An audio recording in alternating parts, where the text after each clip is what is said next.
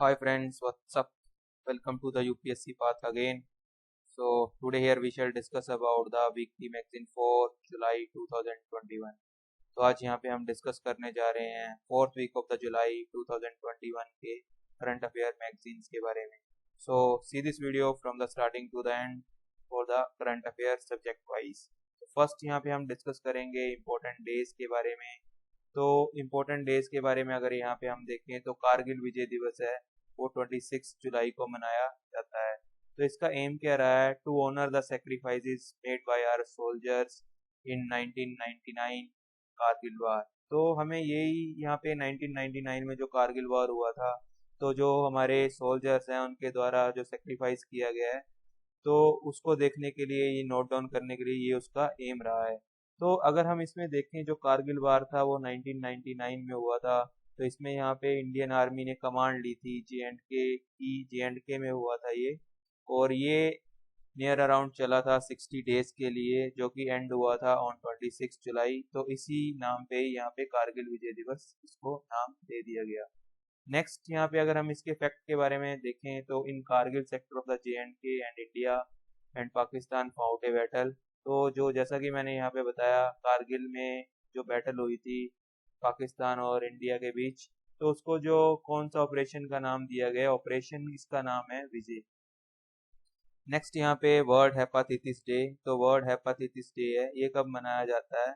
तो अगर देखा जाए तो ये 28 जुलाई को मनाया जाता है. तो इसमें यहाँ पे एम क्या है? To generate an opportunity to step up national and international efforts on hepatitis.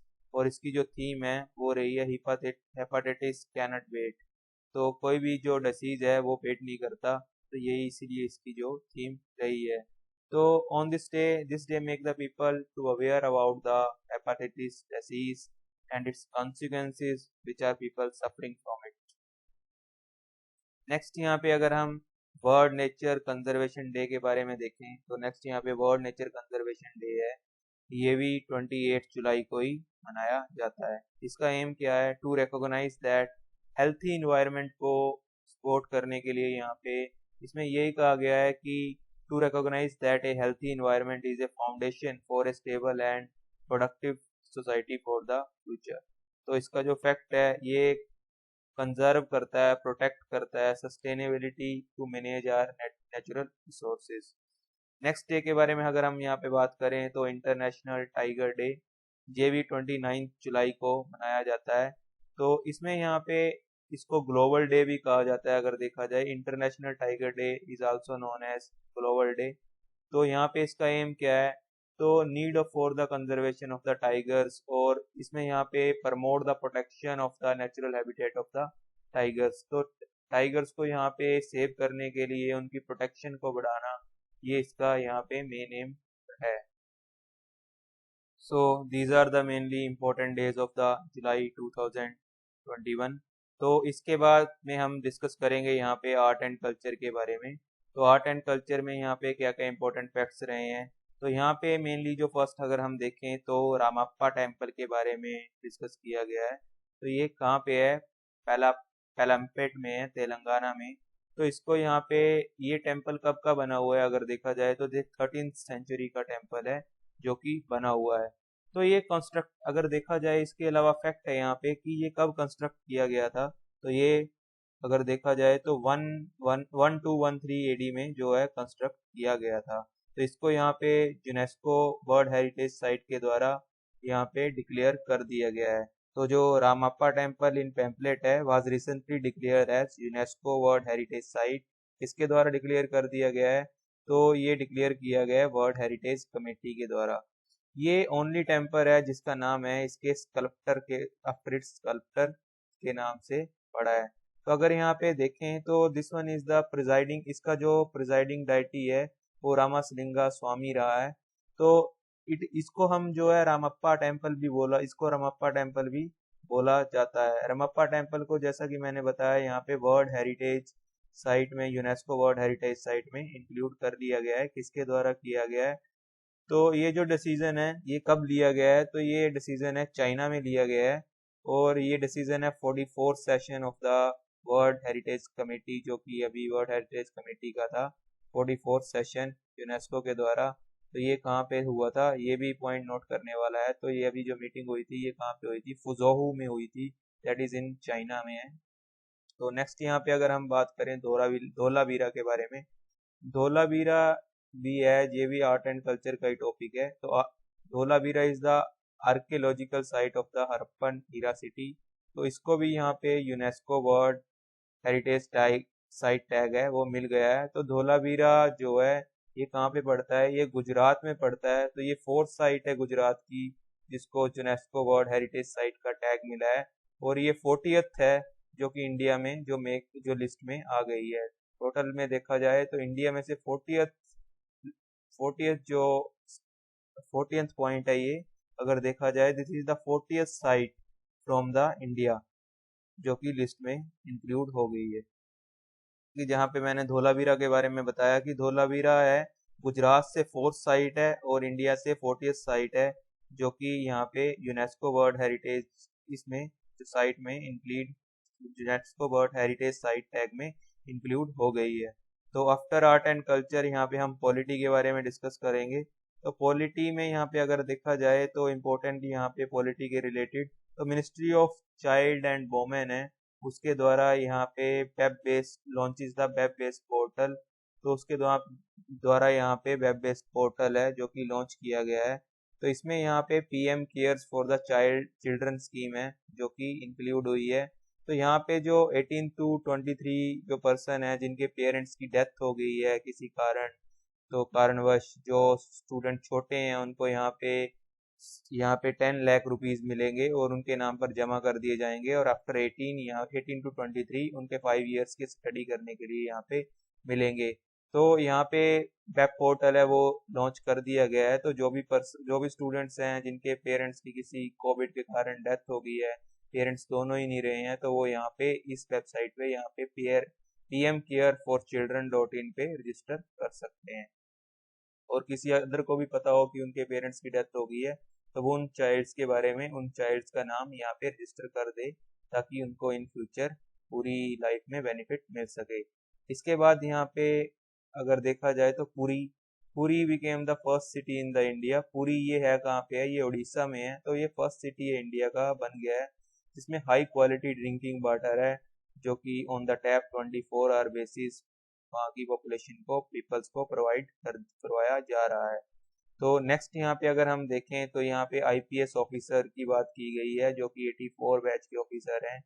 IPS officer mister Rakesh जो कि जिनको अभी as new Delhi police commissioner है सीबीआई का, तो यहाँ पे उनको अपॉइंट कर दिया गया है। तो ये यहाँ पे इनका ऑफिसर रहेंगे जुलाई 31 2022 तक। अगर इनकी हिस्ट्री के बारे में देखें तो इनको इस ईयर ही यहाँ पे रिटायर हो जाना था, बट 4 डेज पहले ही इनको यहाँ पे अपॉइंट कर दिया गया। तो जो डायरेक्टर ऑफ सीबीआई है उनके द्वारा यहाँ पे इनके टेन्यूर को 2 इयर्स के लिए एक्सटेंड कर दिया गया। किसके द्वारा किया गया, सीबीसी एक्ट 2003 के अंडर इनके टेन्यूर को यहाँ पे 2 इयर्स के लिए इंक्रीज कर दिया गया। तो ये रहे यहाँ पे पॉलिटी के पॉइंट्स। तो इसके बाद हम यहाँ पे डिस्कस करेंगे जियोग्राफी के बारे में। तो जियोग्राफी में अगर हम यहाँ पे देखें तो ऑन जुलाई 28 अगर यहाँ पे हम बात करें बिफोर 3-4 डेज बिफोर, तो यहाँ पे क्लाउड बर्स्ट के बारे में डिस्कस किया गया है। तो क्लाउड बर्स्ट के कारण यहाँ पे अगर देखा जाए तो JNK में यहाँ पे 17 पीपल है वो इंजर्ड हो गए और 35 मिसिंग हो गए इन remote village of the Jammu and Kashmir. अब बात करते हैं यहाँ पे, ये तो डेथ हो गई, ये जो हिली एरियाज में क्लाउड बर्स्ट यहाँ पे होते रहते हैं, पर यहाँ पे क्लाउड बर्स्ट है क्या। अगर यहाँ पे देखा जाए cloud burst are the short duration intense rainfall events over a small area. मतलब कहीं पे भी बादल फट जाना, उसमें यहाँ पे एकदम स्पीड से बारिश पड़ जाना, तो उसको यहाँ पे क्लाउड बर्स्ट कहा जाता है। तो अकॉर्डिंग टू द IMD ये एक वेदर फिनोमिना है जिसकी की स्पीड है वो 100 mm/h हो जाती है, और जो ज्योग्राफिकल एरिया रीजन है वो 20 to 30 स्क्वायर किलोमीटर ही इसके बीच में यहाँ पे रहता है। सो आफ्टर जियोग्राफी यहाँ पे हम इकोनॉमी के बारे में डिस्कस करेंगे। तो इकोनॉमी में यहाँ पे देखा जाए तो लास्ट ईयर अगर देखा जाए तो यहाँ पे लास्ट फाइनेंशियल ईयर है तो लास्ट फाइनेंशियल ईयर 2020 एंड 21 जिसको हम कह सकते हैं, तो इसमें यहाँ पे 78 फॉरेन कंपनीज हैं जो कि इंडिया में एज पर कंपनी लॉ में लास्ट फाइनेंशियल ईयर में इंडिया में रजिस्टर हुई हैं, जो कि पहले के मुकाबले में काफ़ी कम है। अगर देखा जाए 2019-20 में तो 124 कंपनीज हैं जो कि फॉरेन कंपनीज थी जो इंडिया में रजिस्टर हुई थी।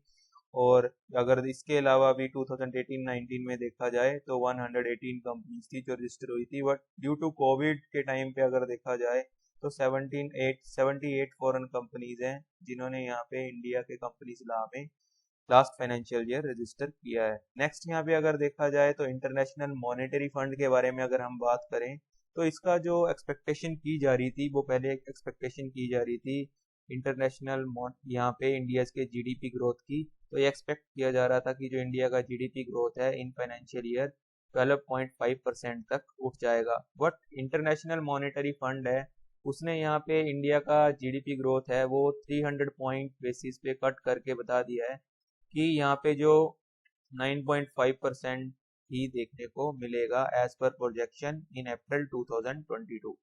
नेक्स्ट यहाँ पे अगर देखा जाए तो यूनियन कैबिनेट के द्वारा यहाँ पे deposit insurance and credit guarantee corporation amendment bill है वो अप्रूव कर दिया गया है। अगर देखा जाए तो ये deposit insurance credit guarantee corporation amendment bill है क्या, तो डिपॉजिट इंश्योरेंस होता क्या है, ये कवर प्रोटेक्शन है किसी भी डिपॉजिट होल्डर्स के लिए। लेट अस सपोज कि आप एसबीआई में पैसे जमा करवा रहे हो रेगुलरली, तो इसमें यहाँ पे क्या है कि आप रेगुलरली पैसे जमा करवा रहे हो, बाद में बैंक है वो बंद हो जाता है तो आपको वहाँ पे क्या मिलेगा। तो वैसे ही उसी के कारण ये जो है deposit insurance and credit guarantee corporation amendment bill है वो पास कर दिया गया है। तो ये सारे बैंक डिपॉजिट के लिए, किसी के भी सेविंग अकाउंट के लिए, किसी के फिक्स के लिए, करंट अकाउंट के लिए, इन सभी के लिए यहाँ पे 5 लाख पर बैंक, मतलब एक बैंक में आपका जैसे अकाउंट है तो उसमें यहाँ पे आपकी लिमिट है 5 लाख। आइदर आपने वहाँ पे 1000 रुपीज ही क्यों ना जमा करवाया हुआ हो, अगर वो बैंक जब बंद हो जाता है तो आपको वहाँ पे पहले उसकी जो लिमिट थी वो 1 लाख थी, तो अभी इसको यहाँ पे इंक्रीज करके 5 लाख कर दिया गया है। तो ये इसका मेन पॉइंट है डीआईजीसी का। अगर देखा जाए तो डीआईजीसी जो बिल है वो यूनियन कैबिनेट के द्वारा अप्रूव कर दिया गया है। पहले जो इसकी लिमिट थी वो 1 लाख थी, तो डिपॉजिटर कोई भी हो जिसने कितने भी पैसे क्यों ना जमा कराए हो तो उसको ये बेनिफिट्स बाद में देखने को मिलेंगे इन केस बैंक बंद हो जाता है। तो इसमें यहाँ पे ये भी कहा गया है, गवर्नमेंट में डिमांड अभी ये भी करी जा रही है कि government raise the deposit insurance to the 5 lakh to rupees 1 lakh, उन्होंने यहाँ पे डिमांड की थी। तो उसके बाद ये यूनियन कैबिनेट में अब ये बिल है ये अप्रूव कर दिया गया है। तो यही इसमें मेन पॉइंट है देखने के लिए। तो नेक्स्ट यहाँ पे अगर हम देखें तो आरबीआई के द्वारा यहाँ पे लाइसेंस कैंसिल कर दिया गया है। कौन से, यहाँ पे गोवा में ये एक बैंक है मेडागांव अर्बन कोऑपरेटिव बैंक, तो जिसको कहा जाता है एमयूसीबी बैंक भी कहा जाता है। तो ये कहाँ पे है, मारगांव में है, तो गोवा में है। तो इसको यहाँ पे इसका लाइसेंस है वो आरबीआई के द्वारा कैंसिल कर दिया गया है। So these are the important facts of the economy. Next यहाँ पे हम इन्वायरमेंट के बारे में डिस्कस करेंगे। तो इन्वायरमेंट के बारे में अगर हम यहाँ पे डिस्कस करें तो यहाँ पे ministry of environment forest and climate change के द्वारा इन्फॉर्म किया गया है राज्यसभा को कि जो रिकॉर्डेड फॉरेस्ट एरिया है कंट्री में, टोटल रिकॉर्डेड फॉरेस्ट एरिया है कंट्री में वो है 7,67,419 स्क्वायर किलोमीटर। इसके बीच में से भी यहाँ पे 3 कैटेगरीज में जो फॉरेस्ट हैं वो डिवाइड होते हैं, जिसमें से 4,34,853 वो हैं रिजर्व फॉरेस्ट कैटेगरीज हैं। तो 1 यहाँ पे इसमें अनक्लास्ड फॉरेस्ट होते हैं, नेक्स्ट यहाँ पे प्रोटेक्टेड फॉरेस्ट होते हैं, and third one is the reserve forest होते हैं। तो सबसे ज्यादा इसमें अगर देखा जाए तो प्रोटेक्टेड फॉरेस्ट को सबसे मतलब हायर प्रायोरिटी दी जाती है, पर जो कवर अप है सबसे ज्यादा तो वो रिजर्व फॉरेस्ट कैटेगरीज का है, जो कि 4.34 लाख स्क्वायर किलोमीटर है, अप्रोक्स 4,34,853 स्क्वायर किलोमीटर। तो नेक्स्ट यहाँ पे देखें तो अगर हम प्रोटेक्टेड फॉरेस्ट कैटेगरी को देखें तो इसमें यहाँ पे 2,18,924 स्क्वायर किलोमीटर है। नेक्स्ट यहाँ पे अगर हम थर्ड देखें जो कि अनक्लास्ड फॉरेस्ट है तो ये सबसे कम है यहाँ पे, इसमें देखा जाए कि यहाँ पे एरिया कवर अप करते हैं 1,13,600 42 किलोमीटर।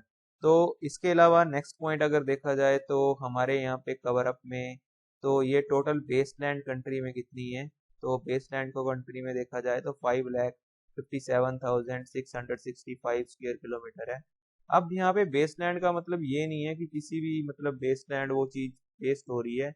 यहाँ पे इसको बेसलैंड उसमें काउंट किया गया है जिससे कोई आउटपुट नहीं आ रही, मतलब यहाँ पे फॉरेस्ट नहीं है, प्लांट्स नहीं है, जिसपे कोई आउटपुट नहीं आ रही, अर्निंग नहीं हो रही। जैसे कि कृषि के लिए जो जगह होती है उसको बेसलैंड में इंक्लूड नहीं किया जाता। जो मतलब बिल्कुल यहाँ पे किसी भी पर्पज के लिए यूज नहीं हो रही लैंड, तो उसको यहाँ पे बेसलैंड कहा गया है। नेक्स्ट यहाँ पे कोविड केसेस में यहाँ पे कोविड-19 केसेस के बारे में यहाँ पे डिस्कस किया गया है। तो जिसमें यहाँ पे ब्लैक कार्बन पार्टिकल्स के कारण यहाँ पे बताया गया है। तो जो ये रिसर्च किया गया है Indian Institute of tropical metrology के द्वारा, जो कि पुणे में लोकेटेड है, तो उसमें यहाँ पे इन्होंने कहा है कि जो ब्लैक कार्बन पार्टिकल्स हैं वो कंट्रीब्यूट कर रहे हैं कोविड केसेस को बढ़ने में। तो जो ब्लैक कार्बन पार्टिकल्स हैं वो भी हमारे लिए फ्यूचर के लिए हानिकारक हैं। तो एज ये कहना है as per Indian Institute of the tropical meteorology, जो कि लोकेटेड है इन पुणे। नेक्स्ट यहाँ पे इम्पोर्टेंट डे, जैसा कि मैंने यहाँ पे डिस्कस किया कि अर्थ ओवरशूट डे है, वो इस ईयर यहाँ पे 29 को मनाया जा रहा है। तो मनाया जा रहा है, it is the same date जो कि वर्ल्ड रीच ओवरशूट इन 2019 में भी सेम को ऑब्जर्व किया गया था, बट इन 2020 में it was observed on August 22। So these are the important facts of the environment. So after environment यहाँ पे हम international reports and relations IR international reports and relations के बारे में यहाँ पे डिस्कस करेंगे। तो इसमें यहाँ पे HDFC और IFSC हैज़ द पार्टनर। तो यहाँ पे HDFC और IFSC आपस में पार्टनर्ड हैं तो to promote the affordable green housing finance for the low income borrowers. तो नेक्स्ट यहाँ पे 6 मीटिंग है BRICS counter terrorism working group की, जो कि यहाँ पे 6 मीटिंग है BRICS counter terrorism working group की, जो यहाँ पे कंडक्ट हुई थी 28 एंड 29 जुलाई को। किसके चेयरमैनशिप के अंडर हुई थी, तो इंडिया के चेयरमैनशिप के अंडर हुई थी। सो आफ्टर दिस यहाँ पे हम डिस्कस करेंगे साइंस एंड टेक के बारे में। तो जो रशिया की स्पेस एजेंसी है Roscosmos will be attaching A significantly larger module.